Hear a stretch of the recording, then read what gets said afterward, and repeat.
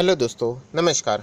एसएमटीसी channel में मैं आप सभी लोगों का दिल से बहुत बहुत स्वागत करता हूं। सर दोस्तों, आज के दिन का आखिरी वीडियो है एंड इस वीडियो को स्टार्ट करने से पहले ज़रूर कहना चाहूँगा, आज के दिन भी बहुत सारे वीडियोस आ चुके हैं। बहुत सारे लोगों के कमेंट्स भी यहाँ पे आ रहे थे। बाजार में तेज़ी थी, आप सभी लोगों को यहाँ पे पता है, नया रिकॉर्ड भी टच करते हुए यहाँ पे देखने को मिला है। तो इसी के चलते थोड़े से ज़्यादा वीडियोज़ बनाने पड़े, क्योंकि बहुत सारे लोग इस तेज़ी में आप लोगों को पता है गलत स्टॉक्स को भी पिक कर सकते हैं। सो सारे वीडियो की लिंक नीचे डिस्क्रिप्शन बॉक्स में ज़रूर उनको स्टडी कर लेना, इन द केस कोई मिस होगा तो। फर्स्ट टाइम विजिट किए तो चैनल को सब्सक्राइब करना and free stock market classes को भी फॉलो कर सकते हो। लिंक को प्राइम बटन पे या नीचे डिस्क्रिप्शन बॉक्स में मिल जाएगी। सो दोस्तों, अभी हम लोग आ चुके हैं हमारे नॉर्मल स्क्रीन के ऊपर। तो सबसे पहले अगर हम लोग यहाँ पे बात करें तो इंडिगो, आप सभी लोगों को पता है इंडिगो के जो नंबर थे Q4 के, तो यहाँ पे आपको पता है लगातार 5 क्वार्टर में लगातार हम लोग को लॉस ही देखने को मिला है। एंड उसके बावजूद जो आज के दिन की ओपनिंग थी दोस्तों, आप लोगों ने देखा होगा गजब का हम लोगों को यहाँ पे जंप देखने को मिला। सो जिन लोगों ने यहाँ पे शॉर्ट किया होगा, ऑब्वियसली अगेन उनका स्टॉप लॉस हिट हो गया होगा या फिर बहुत ही बुरी तरीके से उनको नुकसान हुआ होगा। तो इसीलिए कहता हूँ दोस्तों कि लॉन्ग टर्म के ऊपर ज़्यादा फोकस रखना। यहाँ पे अगर हम लोग बात देखते हैं, मतलब आपका स्टडी सही होने के बावजूद, मतलब अभी आप देख सकते हो कि एक बार लॉस नहीं, 5 क्वार्टर, मतलब 1 साल से ज़्यादा हो चुका है कंपनी लॉस में है। स्टिल रिएक्शन अगर आप देखोगे बाजार का, तो यहाँ पे हम लोग को स्टेबल ही देखने को मिला है। तो इसीलिए कहता हूँ कि ज़्यादा फोकस इन्वेस्टमेंट की ओर आप लोगों ने यहाँ पे रखना चाहिए। आज का भी ये एग्जांपल बहुत ही परफेक्ट एग्जांपल है। देन अगर हम लोग यहाँ पे बात करें एलएनटी की, तो एलएनटी आप देख सकते हो बहुत ही अच्छी तरीके से भाग रहा है। अभी 1500 के भी ऊपर 1555 के यहाँ पे हम लोग को यहाँ पे देखने को मिल रहा है। बहुत ही अच्छी तरीके से स्लोली आगे बढ़ते हुए यहाँ पे देखने को मिल रहा है। आप सभी लोगों को याद होगा एक ज़माना ऐसा था, एलएनटी बहुत ही नीचे हम लोग को देखने को मिल रहा था। हालांकि वो लॉस में निकालने वाला नहीं था। अल्टीमेटली जिन्होंने भी यहाँ पे होल्ड किया, आप देख सकते हो बहुत ही अच्छी तरीके से उनको यहाँ पे रिटर्न्स मिलते हुए देखने को यहाँ पे मिल रहे हैं। सो एलएनटी भी अगर आपके पास रहेगा ज़रूर कंटिन्यू करना। बहुत सारे ऑर्डर्स मिलते रहते हैं, वो कोई अभी ब्रेकिंग न्यूज़ एलएनटी के लिए तो रहती नहीं है। 1000, 2000, 5000 करोड़ बहुत ही नॉर्मल चीज़ है इस जैसे बड़ी कंपनी के लिए, जिसका ऑर्डर बुक ही 3.5 लाख करोड़ के आसपास का है, राइट। सो बहुत ही कमाल की कंपनी, आप लोग कंटिन्यू कर सकते हो। देन आरती इंडस्ट्री इसीलिए बताना पड़ता है क्योंकि आपको पता है 22 जून, एक बार मैं आपको दिखाना चाहूँगा यहाँ पे पीटी के लिए हम लोगों ने इस लेटेस्ट स्टॉक को यहाँ पे पिक किया था। जैसे कि आप लोगों को पता है, ये देखिए बोनस यहाँ पे होने वाला है 22 जून, उसके एक दिन पहले आपको पता है 21 जून, तो बोनस के लिए एलिजिबल हो जाओगे। हालांकि वो कोई आपका क्राइटेरिया नहीं होना चाहिए। हम लोगों ने यहाँ पे जब एंट्री की बात की थी, लगभग ये स्टॉक 1669 के आसपास था। मैं अगर अपनी खुद की बात करूँ, ऑब्वियसली डिस्क्लेमर देना चाहूँगा, छोटा सा क्वांटिटी मैंने भी उठाया, राइट। ऐसी सिचुएशन को मैं कभी खोना नहीं चाहता जहाँ पे हम लोगों को विन विन चांसेस रहते हैं। भाग गया तो अच्छी बात है, नहीं भागा तो भी over the period of time future में ज़रूर भागेगा। सो फिलहाल तो अभी हम लोग यहाँ पे प्रॉफिट में ही देखने को मिल रहे हैं। 1700 की रेंज सेकंड टाइम इस कंपनी ने तोड़ी है, आप लोग यहाँ पे देख सकते हो।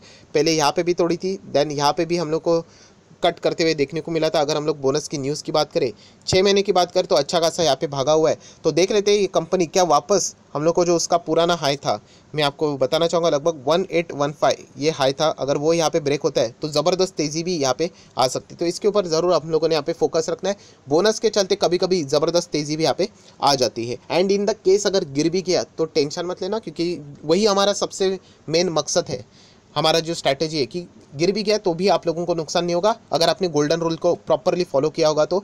Second golden rule I hope आपको याद है, टाइम देना आना चाहिए। देन बजाज फाइनेंस की बात करें, बजाज फाइनेंस में 5% के आसपास की गिरावट, 4.5% के आसपास की गिरावट, ये एक आम बात है, इसमें कोई बड़ी बात नहीं है। बहुत सारे लोग पूछते रहते हैं, चलता रहता है, अभी इतना तेज़ी से तो भागा है, बहुत सारी चीज़ें चलती रहती हैं, हाँ हम लोग यहाँ पे कह सकते हैं। But over the period of time ये सारी चीज़ें बहुत ही ईजिली इतनी बड़ी कंपनी हैंडल कर ही लेती है। अगर आप लोग रीज़न यहाँ पे ढूंढना चाहते हो कि 4% से गिरावट क्या है, तो आप लोगों को पता है असेट क्वालिटी से रिलेटेड जो बातें हम लोग को है वो वापस हाईलाइट्स होते हुए देखने को मिले, जो कि बजाज फाइनेंस ने खुद इसके पहले एक बार इसका जिक्र किया था। तो क्या इससे चलते कंपनी को कुछ फ़र्क पड़ेगा? तो आप लोगों को भी पता है कोई फ़र्क नहीं पड़ेगा, क्योंकि जो भी चीज़ें यहाँ पे चली है फाइनेंस कंपनीज़ में, वो सिर्फ इनका इंटरनल इशू नहीं, ये सारा एक्सटर्नल इशू था। जो कोविड से रिलेटेड, लॉकडाउन से रिलेटेड इशूज़ हुआ है, वो सारी कंपनी के लिए, इनके कॉम्पिटिटर के लिए इक्वली यहाँ पे इम्पैक्ट देने वाला है। सो बजाज फाइनेंस को इससे कोई फ़र्क नहीं पड़ता है। इनफैक्ट और ज़्यादा गिर जाएगा तो अच्छी बात है, हम लोग को नीचे लेवल्स पे यहाँ पे खरीदने का मौका मिल सकता है।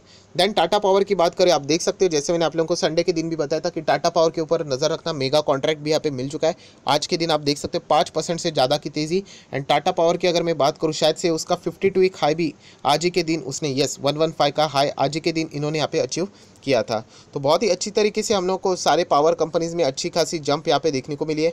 एंड टाटा पावर भी अगर देखा जाए तो आप लोगों को पता है इलेक्ट्रिक व्हीकल के चलते इसके ऊपर भी फोकस हम लोग को देखने को मिला है। हालांकि मैं अगेन कहना चाहूँगा ये टाटा पावर येस बैंक की आपकी आखिरी चॉइस होनी चाहिए। ये मैं ऐसा इसलिए कह रहा हूँ क्योंकि कंपनी के नंबर्स जिस वक्त अच्छे आना शुरू होंगे कंसिस्टेंटली, तब जाके आप चाहो तो बड़ा इन्वेस्टमेंट कर सकते हो। क्या कंपनी के नंबर इस वक्त के क्या अच्छे नहीं थे? जिस हिसाब से होने चाहिए थे अभी भी इतने स्ट्रांग नज़र नहीं आए हैं, राइट। सो ये चीज़ें भी आप लोगों ने ज़रूर यहाँ पे फोकस में रखना चाहिए। देन अगर हम लोग बात करें टाटा मोटर्स, तो टाटा मोटर के लिए भी अच्छी न्यूज़ हम लोगों ने यहाँ पे देखी, जिसका परिणाम आज 3% की तेज़ी देखने को मिली है। टाटा मोटर की बात करें तो आप लोगों को पता है फंड रेजिंग से रिलेटेड भी इन्होंने यहाँ पे प्लान किया था, एंड जो भी रिक्वायरमेंट थी, राइट, उससे ज़्यादा डिमांड हम लोगों को यहाँ पे देखने को मिला है। तो बहुत ही अच्छी बात है, डेप मार्केट क्यों ना हो, तो डिमांड अगर ज़्यादा है तो अच्छी बात है, परफॉर्मेंस भी अच्छा है। आप लोगों को मैं इससे पहले भी बता चुका हूँ, टाटा मोटर में जो भी इन्वेस्टर एंटर कर रहा है उसके लिए मेरे हिसाब से तो एक सलाह हमेशा रहेगी कि लगभग उसने 2.5 से 3 साल तो टाइम देना ही चाहिए। खुद टाटा मोटर ने ये टाइम मांगा है कि नेट डेट फ्री करने की वो यहाँ पे बात करें, नियर बाय डेट फ्री हम लोग कह सकते हैं, एग्जैक्टली डेट फ्री की उन्होंने बात यहाँ पे नहीं की है।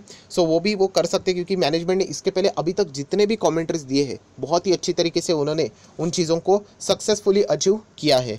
सो ज़रूर कह सकते हैं आने वाले समय में टाटा मोटर अच्छा खासा परफॉर्मेंस यहाँ पे दे सकता है। देन नेक्स्ट अगर हम लोग बात करें अदानी के स्टॉक्स, आप सभी लोगों को पता है अदानी पोर्ट हो, अदानी पावर हो, जितने भी अदानी के स्टॉक्स है बहुत ही तूफान की तरह से भागते हैं, कोई तालमेल होता नहीं है, कभी भी मतलब नंबर्स अच्छे आते हैं, कभी रिएक्शन नहीं, बिना किसी नंबर्स के भी हम लोग को गजब की तेज़ी देखने को मिलती है, पूरा का पूरा ग्रुप भागता है। तो ये सारी चीज़ें होती हुई देखने को मिली है। अदानी पावर भी अगर देखा जाए तो अदानी का जो ग्रुप है ओवरऑल उसमें से कमज़ोर कड़ी आप लोग इसको कह सकते हो। अभी आप देख सकते हो जो कि इसका 2012 का लेवल था तब से लेके अभी तक डाउन था, अभी जाके पूरा रिकवरी हम लोग को होते हुए देखने को यहाँ पे मिल रही है। सो ये भी पावर वाली कंपनी ऐसी है जिसमें आप लोगों ने ज़्यादा पैसा नहीं फंसाना चाहिए। मैं इससे पहले भी आप लोगों को बोल चुका हूँ, सस्ता है या फिर 100 रुपये के आसपास है डायरेक्टली। मतलब प्रॉब्लम क्या होता है कि अदानी के बहुत सारे स्टॉक्स भाग रहे हैं, Adani port, enterprises, green, total gas, right. ये तो हमें लगता है कि चलो पावर यही एक ऐसा स्टॉक है 100 रुपये के आसपास है, ब्लाइंडली निवेश करते ये भी 1000 हो जाएगा। तो ऐसी बात नहीं है, ये कोई स्ट्रैटेजी नहीं है आप लोगों की, ये तो तुक्का है। मतलब चल गया तो आप बोल सकते हो कि देखिए मुनाफा हो गया, बट ऐसा ब्लाइंडली निवेश मत करना, वो आपको नुकसान यहाँ पे दे सकता है। एंड जैसे मैंने कहा कि अदानी के स्टॉक में सबसे कमज़ोर कड़ी अदानी पावर ही हम लोग को यूजुअली देखने को मिलता है।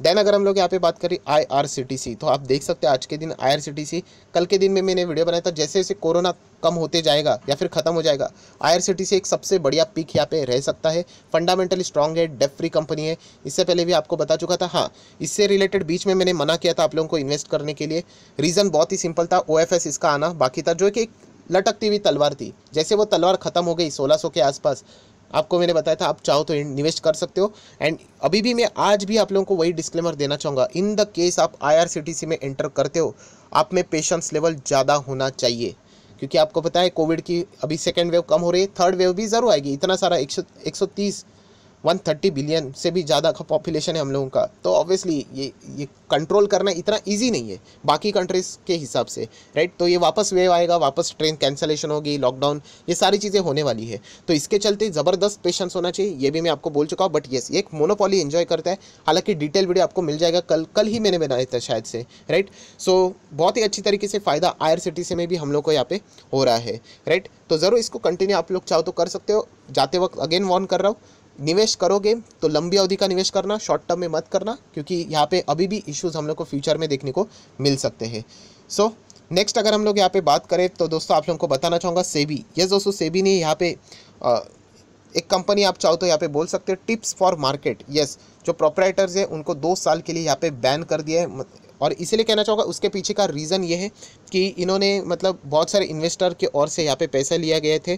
अगर मैं बात करूँ अमाउंट एग्जैक्टली कितना है तो 96.6 लाख, 1 करोड़ बोल सकते हो आप, फ्रॉम अगस्त 2011 से लेके नवंबर 2020 तक, राइट। एंड प्रॉब्लम ये है दोस्तों, ये जो इन्वेस्टमेंट के एडवाइस देते थे, टिप्स देते थे, राइट, ये जो पैसा रिसीव करते थे कंसिडरेशन के फॉर्म में, राइट, तो इनके पास कोई ऐसा रजिस्ट्रेशन यहाँ पे नहीं था। सो इसलिए मैं कहना चाहूँगा अगर कोई भी आपसे ऐसा पैसा मांगता है तो संभल कर रहना, चेक कर रहना कि सेबी रजिस्टर्ड है कि नहीं, राइट। मतलब एटलीस्ट ऑथराइजेशन तो वहाँ पे होना चाहिए। ऐसी कोई बात नहीं कि अगर कोई फर्म सेबी रजिस्टर्ड है मतलब वो ज़बरदस्ती रिटर्न्स देखे, ऐसी कोई बात नहीं है, बट एटलीस्ट इतना बेसिक तो आप लोगों ने ज़रूर चेक करना चाहिए। अगर कोई भी आपसे पैसा मांगता है तो ये चीज़ आप लोगों ने देखना चाहिए। इलीगल होता है कि अगर आपके पास लाइसेंस नहीं है एंड आप किसी से पास से पैसा लेते हो राइट, तो ये चीज़ आपको यहाँ पे पता होनी चाहिए, क्योंकि मार्केट में आपको पता है रिटेल इन्वेस्टर एंटर कर चुके हैं एंड चौतरफा रिटेल इन्वेस्टर से पैसे कमाने का एक नया जरिया हर कोई यहाँ पे देख रहा है। मार्केट नहीं से नहीं कमा रहे, रिटेल इन्वेस्टर से कैसे कमाया जाए, तो ये चीज़ें बहुत यूजुअली चल रही है। टेलीग्राम तो आप लोगों को पता ही है कि कैसे टिप्स प्रोवाइड किए जाते हैं फ्री में, विदाउट मतलब कोई लाइसेंस नहीं होता है बहुत सारे लोगों के पास, और फेक स्क्रीनशॉट दिखाए जाते हैं। तो संभल के रहना, इसमें यूजुअली नए लोग फंसते हैं, राइट। सो सेबी ने यहाँ पे भी एक एक्शन लिया है, जो कि अच्छी बात है। देन अगर हम लोग बात करें आरबीआई की, तो आप देख सकते हैं आरबीआई ने यहाँ पे मंडे के दिन ही पेनल्टी इंपोज कर दी है लगभग 6 करोड़ की। किसके ऊपर? 2 बैंक्स के ऊपर, bank of India and Punjab national bank. Reason क्या है? रूल्स तोड़े हैं। आप लोगों को पता है कॉन्ट्रावेंशन ऑफ नॉर्म्स मतलब सेबी ने रूल्स बनाए, वो उन्होंने कॉन्ट्रावेंट कर दिए, तोड़ दिए हैं, including one related to the fraud classification and reporting. अच्छा ठीक है, आपको मैं बताना चाहूँगा एक नियम है कि आपके बैंक में फ्रॉड हुआ होगा, किसी ने किया होगा, तो इसका आप लोगों का मतलब क्लासिफिकेशन करना पड़ता है अमाउंट के हिसाब से, एंड आपको प्रॉपरली रिपोर्टिंग भी देनी पड़ती है कि हाँ हमारे साथ ये फ्रॉड हुआ है, इतने अमाउंट का फ्रॉड हुआ है, हमारे को इतना रुपए का चूना लगा है। तो ये सारी चीज़ें बैंक की रिस्पॉन्सिबिलिटी होती है, राइट, आरबीआई को बताना, राइट। एंड अगर वो यहाँ पे नहीं करते तो इसके चलते कॉन्सिक्वेंसेस यहाँ पे आ जाते, जैसे कि आप लोगों ने यहाँ पे देख लिए। तो ये जो पेनल्टी है 6 करोड़ की, 4 करोड़ लगाई जा चुके बैंक ऑफ इंडिया के ऊपर, और 2 करोड़ की जो पेनल्टी है वो पीएनबी के ऊपर यहाँ पे लगाई जा चुकी है। तो इससे कोई स्टॉक्स में कोई क्रैश बीच गिरावट नहीं आएगा, बट हम लोग को एक पता चलता है कि प्रॉपरली टाइमली उन्होंने रिपोर्टिंग यहाँ पे नहीं की है। सो जितने भी इंपॉर्टेंट न्यूज़ थे वो सारे यहाँ पे कवर मैंने कर लिए। आई होप आशा करता हूँ आपको वीडियो पसंद आया होगा, तो जरूर लाइक एंड शेयर कर देना। So that's it, thank you very much दोस्तों, we will be meeting our next video, तब तक के लिए बाय बाय।